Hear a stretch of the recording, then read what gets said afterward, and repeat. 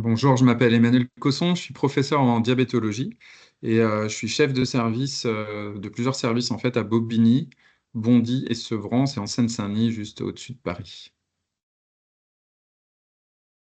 Et nous, dans cette étude, on s'est intéressé au contrôle des facteurs de risque cardiovasculaires, et je vais vous expliquer, et de voir s'il y avait une différence entre hommes et femmes. Peut-être qu'on s'occupe mieux des hommes que des femmes ou inversement. Alors, on a eu pas mal de résultats. Déjà, je vais vous parler bien sûr des résultats en France, c'est ce qui nous intéresse le plus.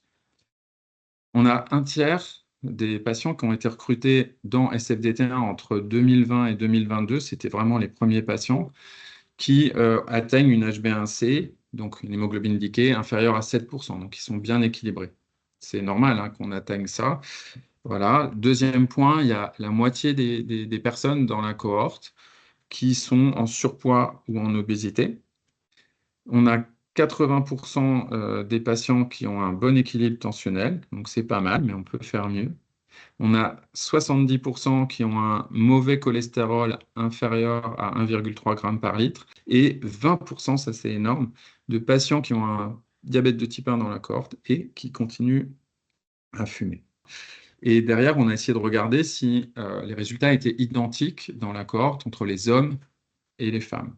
Et ce qu'on a vu, c'est que globalement, bah oui, l'équilibre il est identique chez les hommes et chez les femmes, avec chez les femmes une tendance quand même à avoir des tensions artérielles qui sont un peu plus basses. Finalement, à faire cette étude, on réalise que au niveau médical, on va dire, on peut probablement mieux aider les personnes qui vivent avec un diabète de type 1 à améliorer tous ces paramètres, tous ces facteurs de risque cardiovasculaire. Et ça nous donne vraiment des arguments et ça nous pousse à travailler là-dessus et à travailler en collaboration avec nos patients.